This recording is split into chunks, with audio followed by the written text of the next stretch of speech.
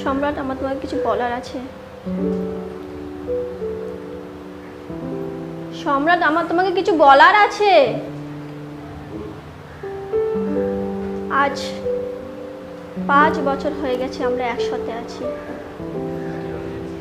একে অনেক দুঃখে সুখে পাশে আছি।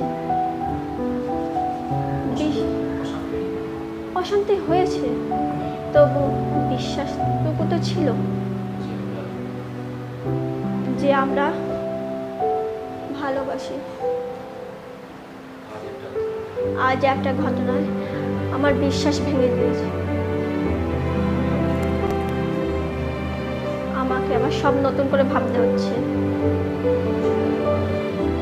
এই সম্পর্ক রাখা উচিত কিনা।